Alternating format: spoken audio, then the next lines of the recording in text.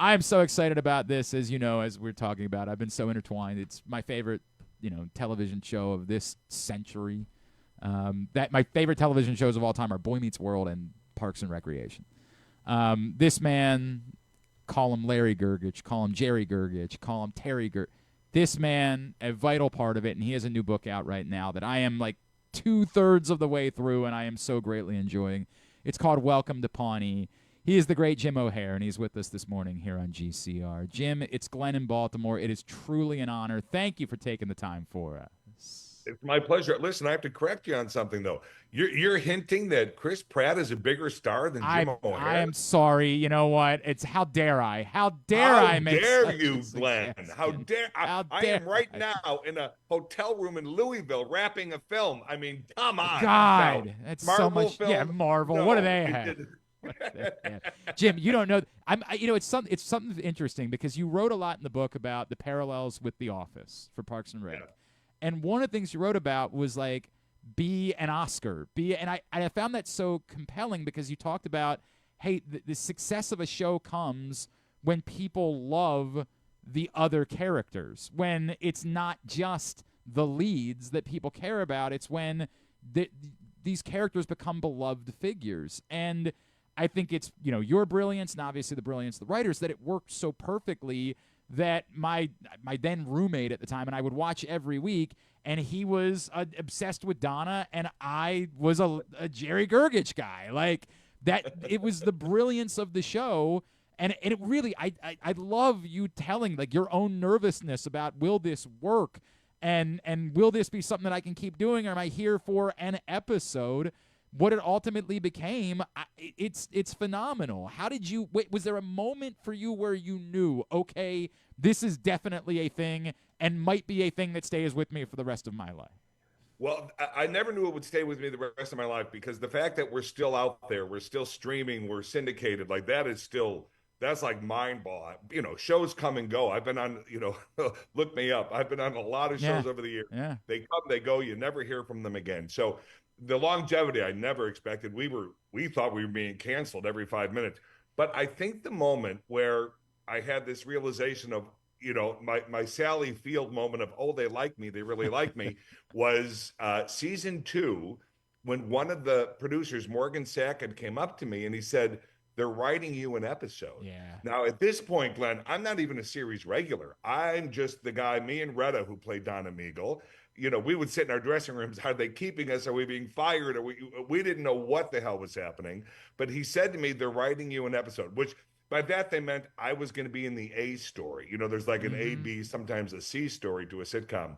And that kind of, I thought, well, they're not doing that for someone who's just going to be getting the hell out of here sooner than later. So that was my first sign. And then about, I don't know, a month later, I was in Miami. I can picture it. I was in line at a rental car agency, and my manager calls and she said, they want to make a deal for you to be a series regular.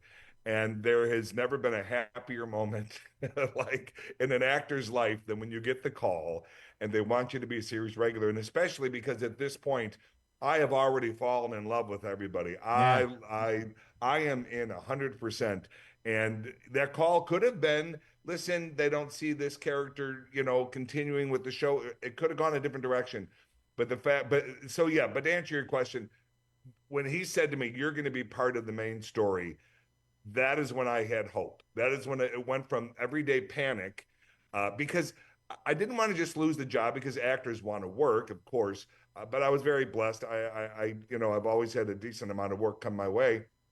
But this was a special place, and I did not want to leave. Man. And so my panic every time was like, are we going to be canceled because of ratings? Are they not liking my character? Is Greg Daniels going to go, Jim isn't working? I mean, I live in a world of panic. And but yeah, the moment that he said I was going to be part of the A story, that's when I thought, I think I could be sticking around. So I'm so glad, and obviously the book backs up like how much fun you're having. And I remember asking this question of Chris, 13 years ago, which was, can you please tell me that this show is as much fun on the inside as it feels like it is on the outside? And that was what was translating, was it just felt like this unbridled joy that it had to be. And it would break my heart if it turns out like, yeah, we actually didn't always get along and we kind of all didn't like this person. And it was, Right.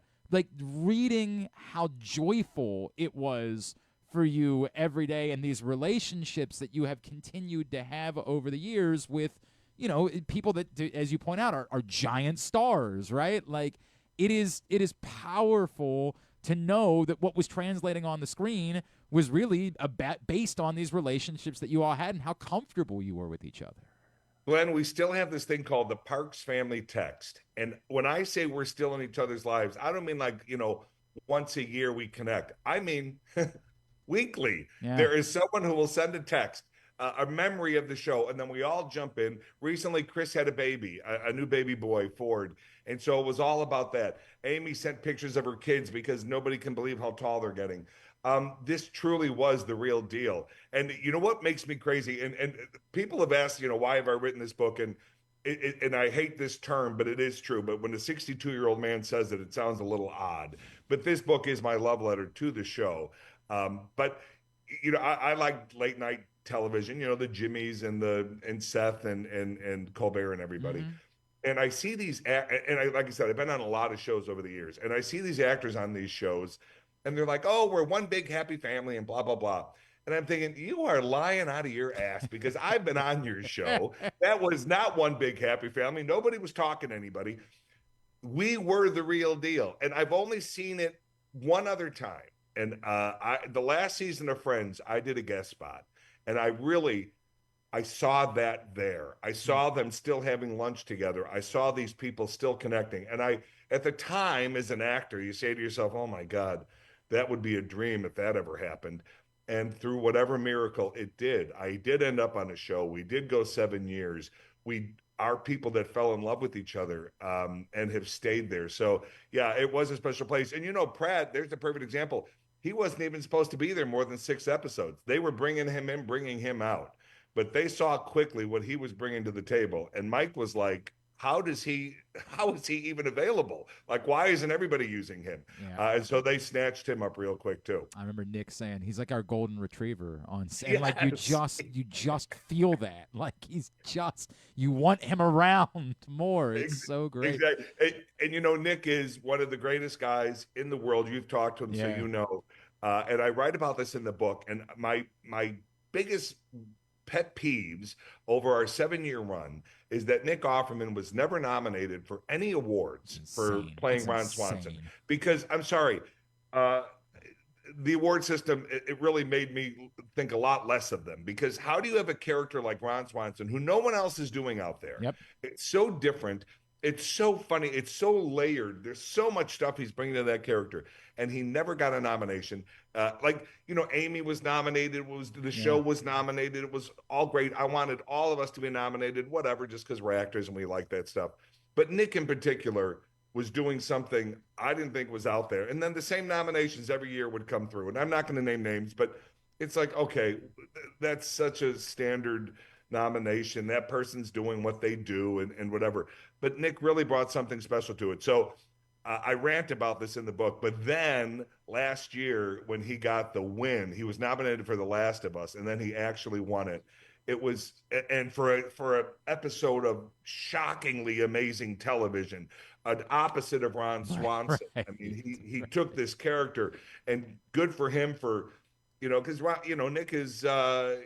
He's Ron Manley Swanson, and here he's playing a gay man who happened to fall in love with this man, and they have this long-term relationship. And anyway, I love him. And then when it came time, he wanted to do a blurb for the book. Oh. And he sent me like 7 of them. I mean, I go, dude, thank you so much.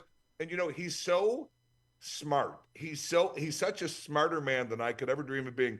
On one of them, I said, I don't even understand this. I'm not even sure what this means, but he's a great, great human being. But the book is Welcome to Pawnee. I will put over the blurbs because most times when you get a book, when we give an advanced copy of a book to read for an interview, I won't even look at them, right? Like, right.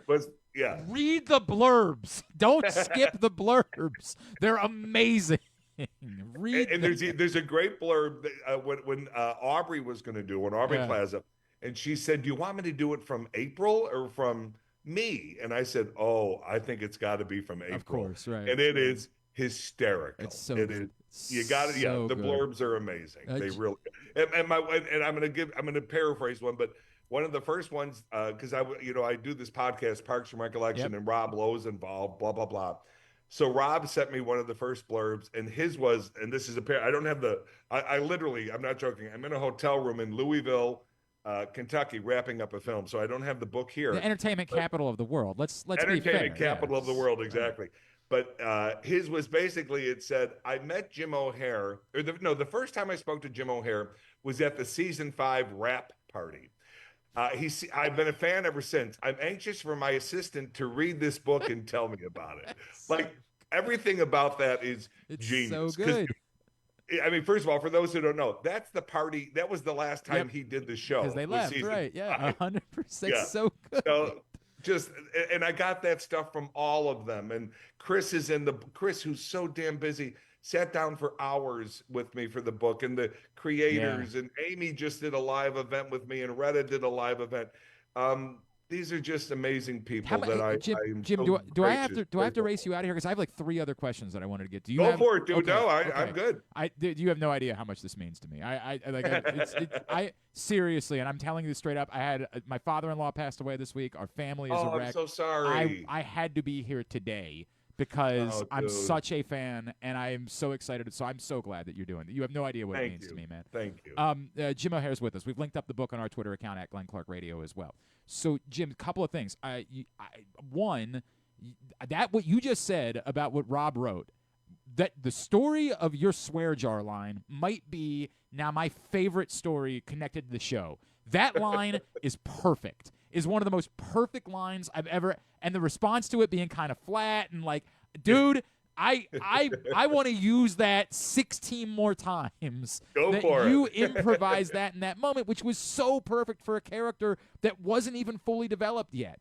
But We like, didn't know who Jerry was. right? Yeah, it was terrifying. Greg Daniels, he was directing us. It was the first time we're all on set together, and he says to Amy, "Just walk around the room and talk to the different characters." So there's no script. And Amy, she's the queen of improv. So underneath, my balls are sweating. Like I am just like, I don't know what's going to happen. And yes, she came up to me. There was an empty jar on my desk, and she goes, "What is this?" And I said, "It's my swear jar."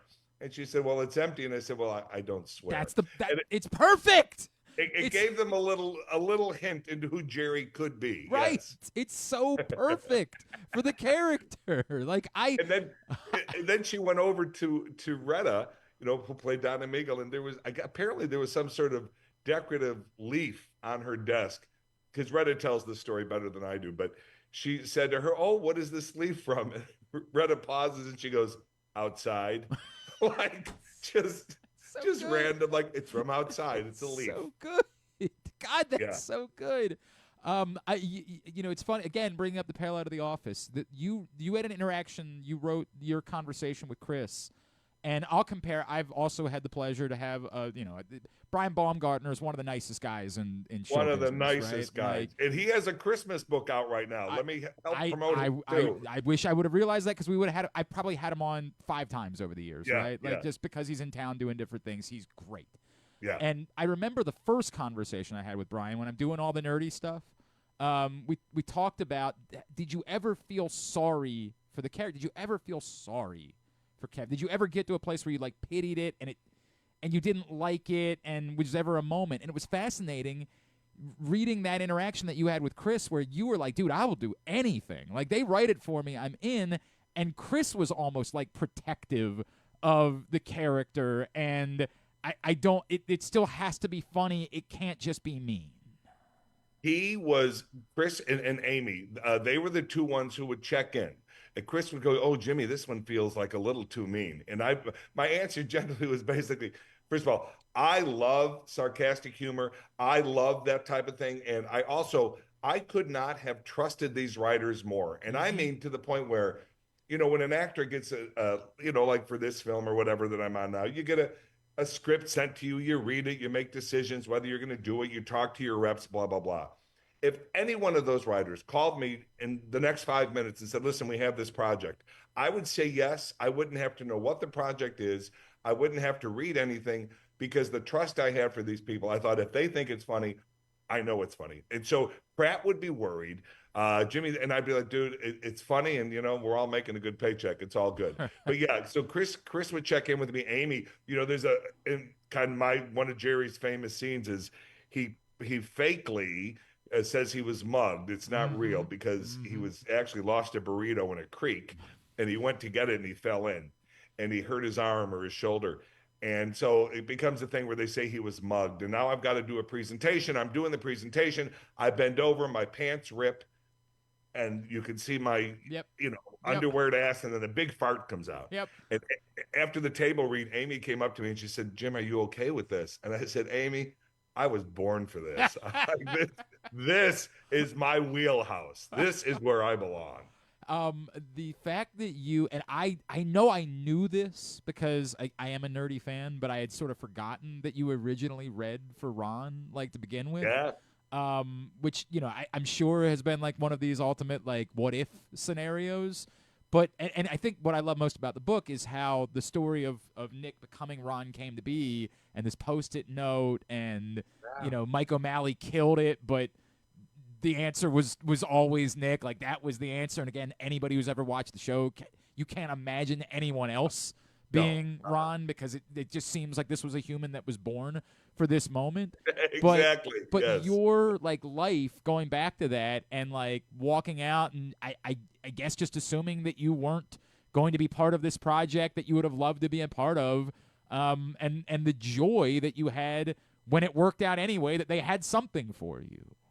Yeah, I left when my goal, my true goal, and I'm not lying when I say this, because of course, yes, in a miracle dream world, how great would it have been? And I walk in, I do my audition for Ron Swanson, and they're like, "Oh my God, the skies have opened up. Jim O'Heir is our man. Yeah. Let's give him $1 billion an episode." Yes, okay, that would all be lovely, but that's not how showbiz works.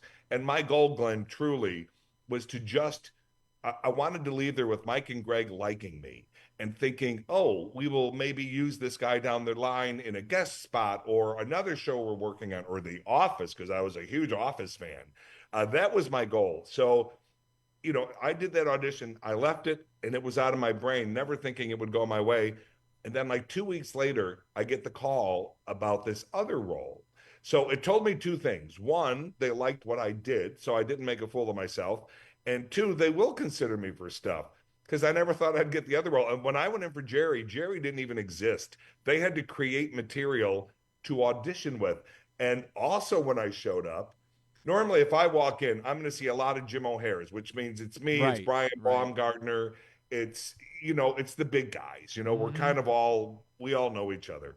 And I walked into this audition, and it was everybody. It was black, white, Hispanic, Asian, tall, fat, skinny. I mean, it was everything, which at the time I thought, oh, damn, they don't have a clue what they're looking for. So again, I just said to myself, you just want to leave this room with them liking you enough that down the road they will consider you for something else. And if that, when you mentioned about the Nick Offerman with the little post-it, what you're referring to is Mike liked Nick so much that he wrote his name down on a little post-it and put it on his computer, and he never took it off. And so now down the road, Parks and Rec comes along, and Nick is front and center in his brain. So I just wanted that experience where they would just remember me.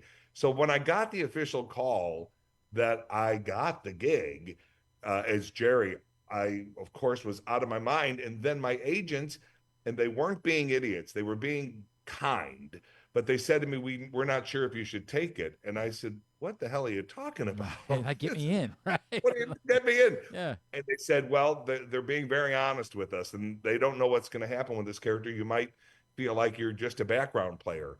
And there's nothing wrong with being a background player, but at that point in my career, I do, mostly guest spots and pilots and, movie roles, whatever. I had already gone beyond that. But for me, Glenn, it was such a no-brainer because I was obsessed with The Office, and I saw what happened to Kevin and Angela and Meredith and Yep. Oscar and Phyllis and Stanley. So for me, it was a gamble that was so easy to take, and thankfully I did because it certainly paid off. I realized that I've just basically been doing a book report so far and less an interview. Just like, I love it. here are I love things it. that I like from your book. I have not finished yet, so maybe you address these things. But the two Yes. things that jumped out at me that I did want to ask question-wise would be, one, what's been the most surreal, like, this person is a fan of mine moment that you've come across? Like someone unrelated to the show, but who reached out to you or saw you and, like, that you just said, I can't believe this is you got to pinch me. There's no way this is real. Well, dude, that happens all the time. Yeah. One time we were at the Golden Globes. We were at a table with just our little cast. Helen Mirren came Shut over. up. Helen Mirren. Shut And she said, I just love you. I love your show. What is happening? Dude. And then I believe she even said to Nick, I've had a dream about you. Like it was all, and she talked to each one of us. She goes, I love your character. Oh, they're so mean to you. Like it was so Dude. crazy. But that has happened.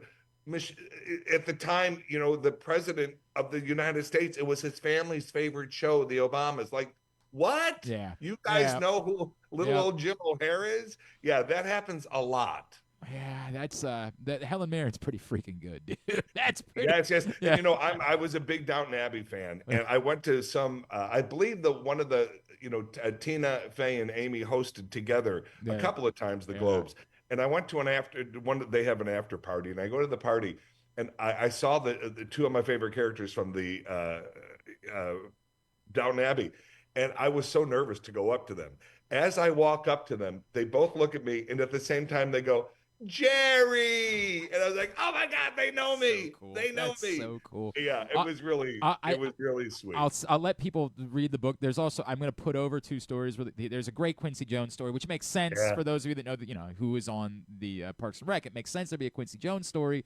There's also an incredible Mary Tyler Moore story. And horribly embarrassing, but pretty incredible. Yes. I'm going to encourage you, pick up the book, read it. It's amazing. And obviously, she's an icon, and what you said is perfect, honestly. I know it's awkward as hell, but what you said is exactly right. Like, that is the exact correct thing to say to Mary Tyler Moore in that moment.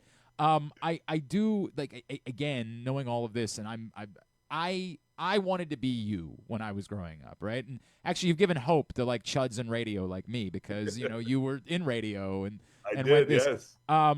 I wanted to be you, but I really wanted to be Chris Farley. And I don't know if there was a connection for you and how Farley registered, but thinking about it, you being a guy from the Midwest, I'm so Farley obsessed. My wife and I were in Madison a couple years. I sought out his grave to, like, just leave a note because I'm so Farley obsessed. Were you... I hate coming off like I'm saying, hey, all bigger guys, funny guys must have been Farley guys, but it just... I don't know, something about the Midwest. Were you a Farley guy? Was he an inspiration to you the same way? I was thinking a lot about him this week as it was the anniversary when he passed away. Yeah, whether you're a big guy, little guy, whatever, you have to be a Farley fan. He was fearless. Yeah. I think that is the word, fearless. Like there are times where there's certain things I'm offered or I have to do, and I'm like, oh, I don't know, and I will think about what Farley has done and the impact he made, and he just went for it. Yeah. And I can tell you exactly where I was when the word came that he died. Yeah. I was shooting an episode of Step by Step. So we're talking years ago. I was on set and a friend of mine called because he knew I was going to be upset. And he said, I just heard, that Chris Farley died. I mean, it was shocking. It was also, if you know anything about Chris, he kind of predicted that's what was going to happen. Mm-hmm. He was Belushi obsessed, as obsessed as people were with him. He was obsessed with Belushi, and so yes, and I knew Chris. He was iconic, and the one thing I'm thankful for, and I'm a guy who can easily have my food addictions, and I can have my issues and my problems. I'm thankful alcohol and drugs were never a big part because I could have easily gone down that road. But that was, So to cut to the chase, yes, Farley obsessed, as we all should be. Yeah, it was just the best, man. God, he was a genius. Yep.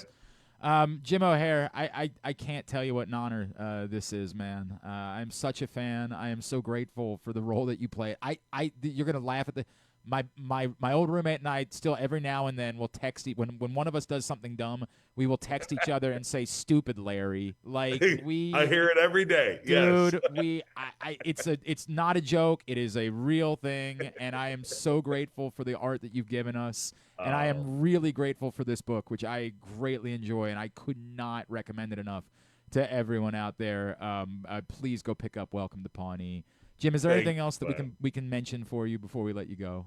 Oh no, I have some movies coming out in 25, but I don't know dates or anything yet. But thank you for coming in, Glenn. I know you've had a loss, so I'm so sorry about that. But this was a fun interview, so I'm grateful that you still made it happen. Truly, Thank you. truly my honor, Jim. Thank you for taking the time for us. We really appreciate it. Happy holidays to you. All Happy right. holidays. Thank you, brother.